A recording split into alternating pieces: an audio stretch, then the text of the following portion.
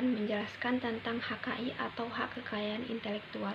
Adapun poin-poin yang saya jelaskan berupa yang pertama itu ada pengertian daripada HKI, yang kedua sejarah HKI, yang ketiga dasar hukum HKI, dan yang keempat ada fungsi HKI. Baiklah, yang pertama saya akan menjelaskan tentang pengertian HKI atau hak kekayaan intelektual yang biasa disebut HKI atau Intellectual Property Right. Pada dasarnya merupakan hak yang lahir berdasarkan hasil karya intelektual seseorang. HKI merupakan konstruksi hukum terhadap perlindungan kekayaan intelektual sebagai hasil cipta karsa penemuannya. Hak atas kekayaan intelektual atau disebut juga dengan HAKI atau Intellectual Property Right adalah hak hukum yang bersifat eksklusif yang dimiliki para pencipta atau penemu sebagai hasil aktivitas intelektual dan kreativitas yang bersifat khas dan baru. Jadi karya-karya intelektual tersebut dapat berupa hasil karya cipta di bidang ilmu pengetahuan, seni dan sastra, serta hasil penemuan invensi di bidang teknologi. Karya-karya di bidang hak kekayaan atas intelektual dihasilkan berkat kemampuan intelektual manusia melalui pengorbanan tenaga, waktu, pikiran, perasaan, dan hasil intuisi. Dan yang selanjutnya saya akan menjelaskan bagaimana sejarah HKI di Indonesia. Jadi, sejarah HKI di Indonesia sudah dikenal sejak tahun 1844. Ketika itu, Indonesia masih di bawah penguasaan pemerintahan kolonial Belanda, yang artinya hukum yang mengaturnya pun berasal dari hukum yang berlaku di Belanda. Pada tahun 1910 mulai berlaku Undang-Undang Paten atau Oktroywet di Indonesia. Hindia Belanda yang kemudian diikuti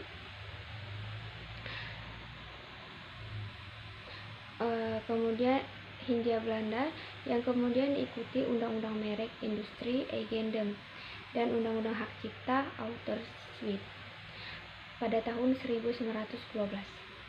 Pada tahun 1888, Indonesia resmi pertama kali menjadi anggota Paris Convention for the Protection of Industrial Property Right, Madrid Convention pada tahun 1983 hingga 1936, dan Bern Convention for the Protection of Literary and Artistic Works pada tahun 1914. Kemudian pada masa kemerdekaan, sebagaimana ditetapkan dalam ketentuan peralihan Undang-Undang Dasar 1945, seluruh peraturan perundang-undangan yang berlaku pada masa pendudukan Belanda tetap berlaku, khusus untuk Undang-Undang Paten, walau permohonannya sudah dapat dilakukan sendiri di Indonesia, namun pemeriksaan harus tetap dilakukan di Belanda.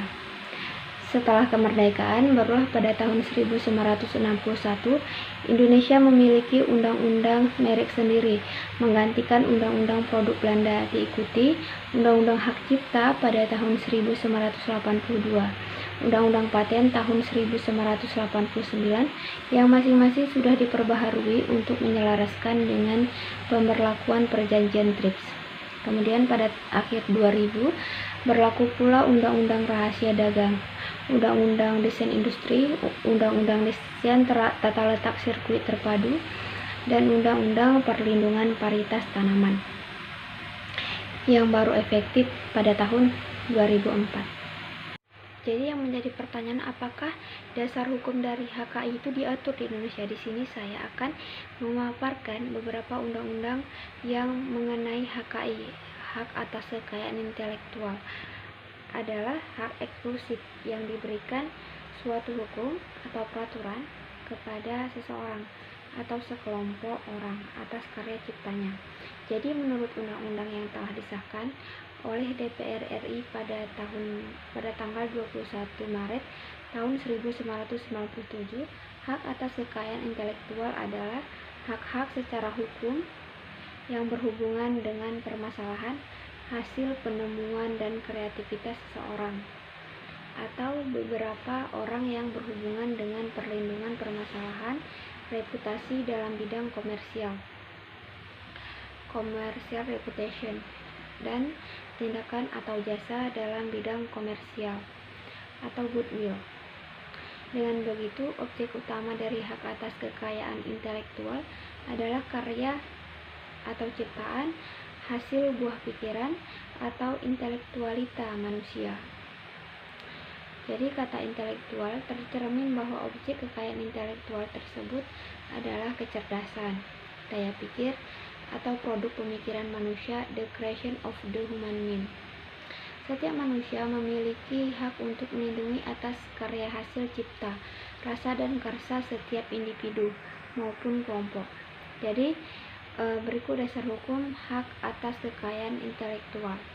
Undang-Undang Nomor 7 Tahun 1994 tentang pengesahan Agreement Establishing the World Trade Organization atau WTO. Yang kedua ada Undang-Undang Nomor 10 Tahun 1995 tentang kepabeanan. Yang ketiga ada Undang-Undang Nomor 12 pada tahun 1997 tentang hak cipta. Selanjutnya ada Undang-Undang Nomor 14 Tahun 1997 tentang merek. Selanjutnya ada Undang-Undang Nomor 13 Tahun 1997 tentang hak paten. Nah, jadi keputusan Presiden RI dan ada juga keputusan Presiden Republik Indonesia nomor 15 tahun 1997 tentang pengesahan Paris Convention for the Protection of Industrial Property dan Convention Establishing the World Intellectual Property Organization. Keputusan Presiden Republik Indonesia nomor 17 tahun 1900 ada Undang-Undang Nomor 14 Tahun 1997 tentang merek. Selanjutnya ada Undang-Undang Nomor 13 Tahun 1997 tentang hak paten.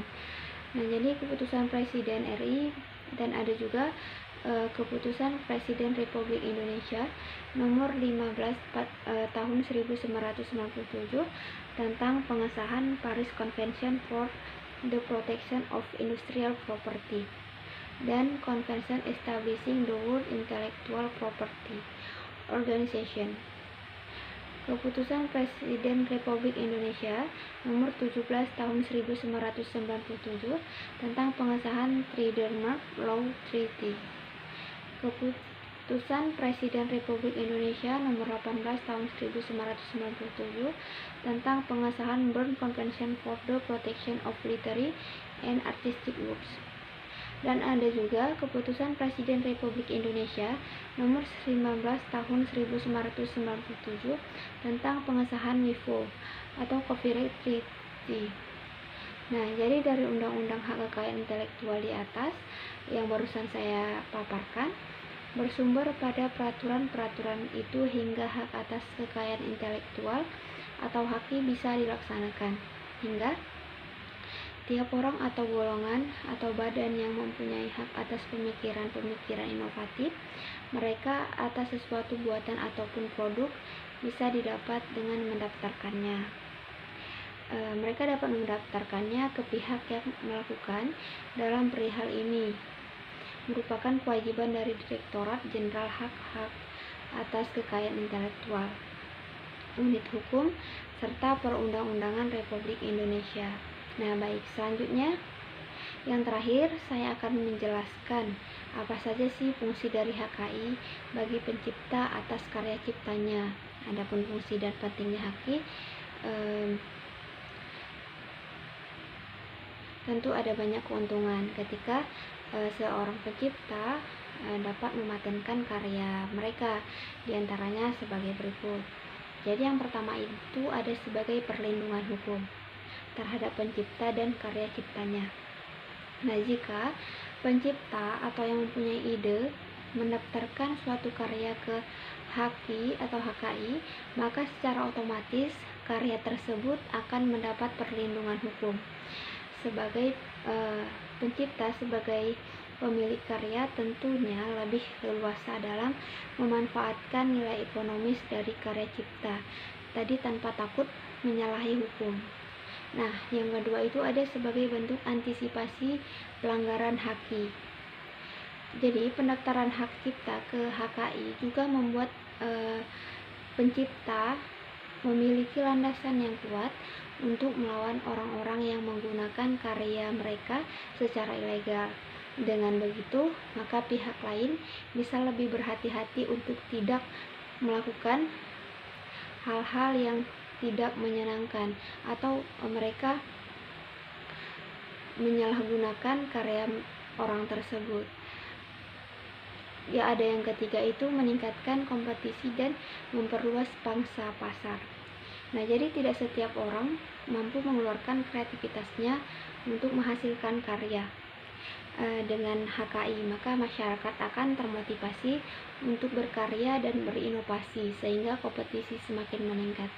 Hal ini secara tidak langsung akan membuat perusahaan saling berlomba untuk menghasilkan karya terbaik. Nah, jadi yang keempat itu ada memiliki hak monopoli.